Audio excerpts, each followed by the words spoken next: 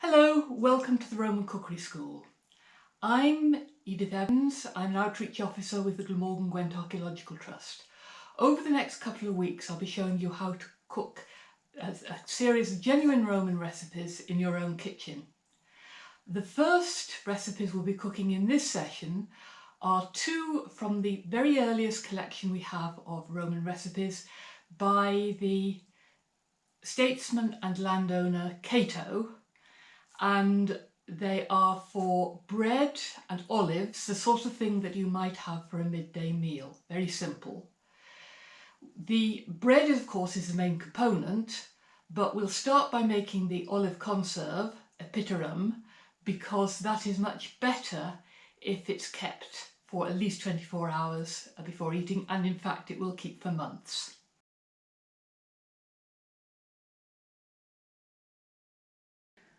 We're using a mixture of olives, Kalamata olives, green Greek-style olives and Moroccan black olives, all of which have been processed in more or less the same way as was done in ancient times.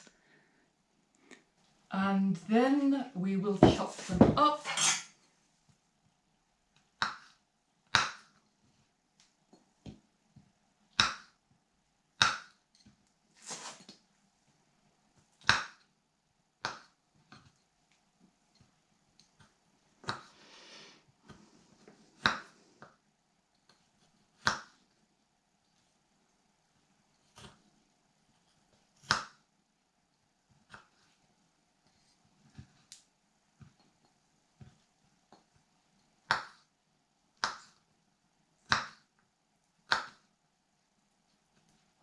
Here's our olives chopped up, and these are the seasonings we're going to use for them.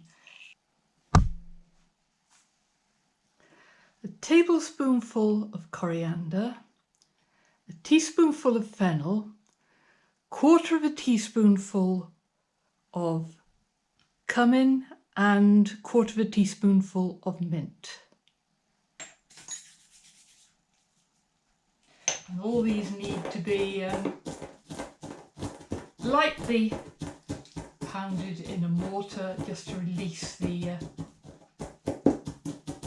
flavours. And we also want a sprig of rue. This is rue from my garden. If you have it in your garden, you need to be careful, because if you brush up against it in strong sunlight, it can give you nasty blisters. It's a herb which the Romans were very fond of. If you don't have it in your garden, well, just leave it out. And you also ought to leave it out if you're pregnant or trying for a baby, because it is rather it does have a reputation for causing miscarriage. So what we need to do now is just to stir them together. Add in a teaspoonful of wine vinegar,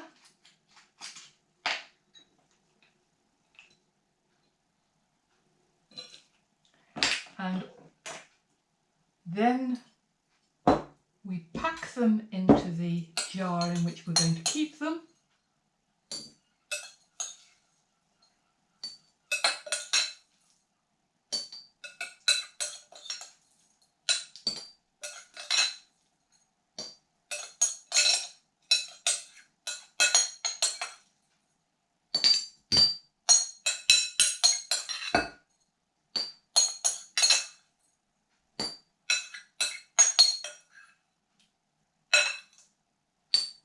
Press them down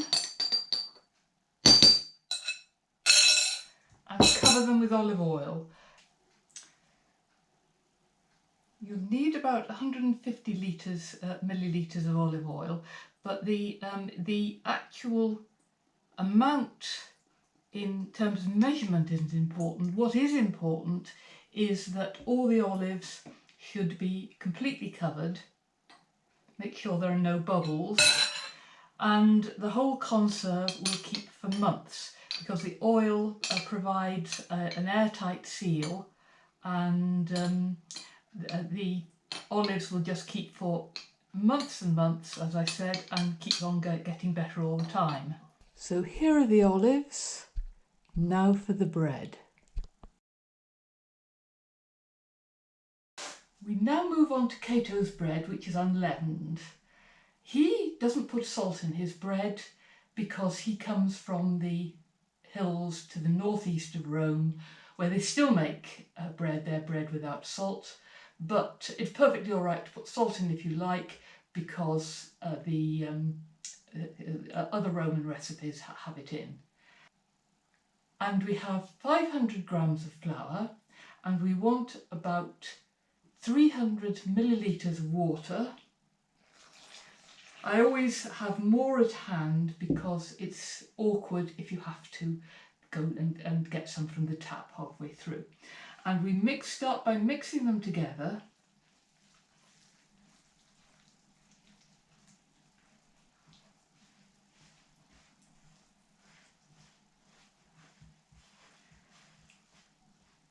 We aim to produce a reasonably soft dough, but not too sticky.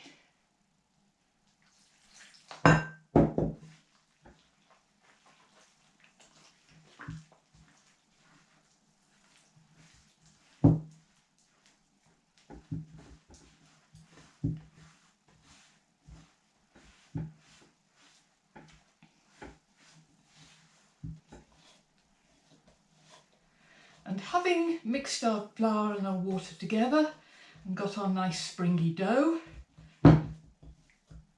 we now need to do some serious kneading for about 10 minutes.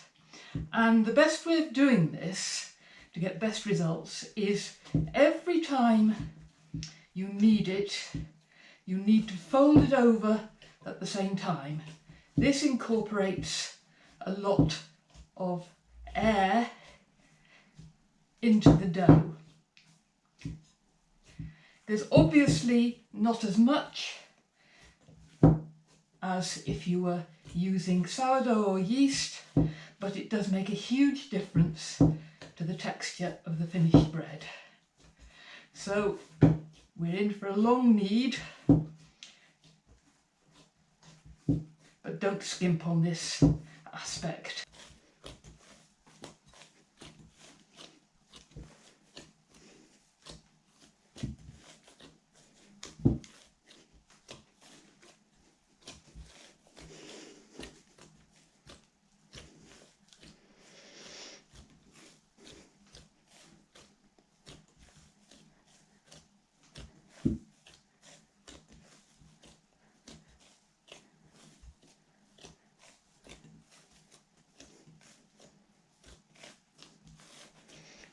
And you can see how the dough has become very stiff and springy, and you can actually see the pockets of air incorporated into it.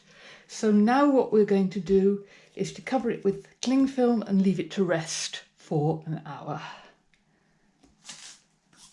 Cato doesn't mention this, but it does give you a better result. When the dough's rested long enough, preheat the oven to 200 degrees centigrade, or 400 if your oven is in Fahrenheit, or gas mark 6. And then take out your lump of dough, and you need to coat it all over with flour,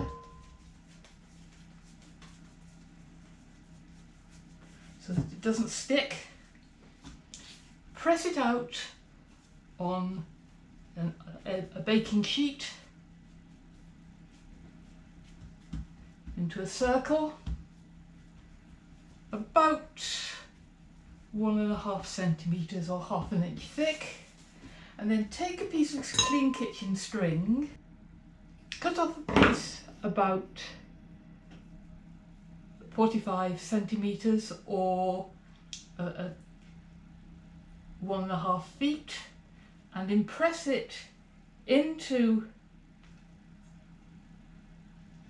the loaf, pushing it down so as to divide it into 8 sections.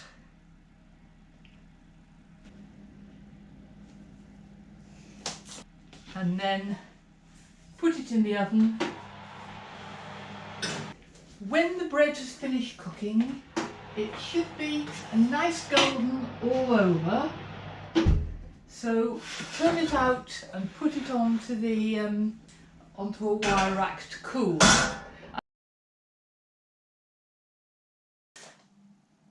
The loaf will take about 30 minutes to cook. If we compare it with how it looked when it went into the oven, you can see that it has actually risen quite considerably. That's in spite of having no raising agent. So we'll wait until it cools and then we'll have a look inside to see what the crumb structure's like. And this is what it looks like inside. You can see there are little pockets of air, but obviously it's much solider than a sourdough would be, or a yeasted bread. But you should always break the bread, not cut it, because cutting it will squash up the insides. And here is our simple Roman meal, bread and olives. Enjoy.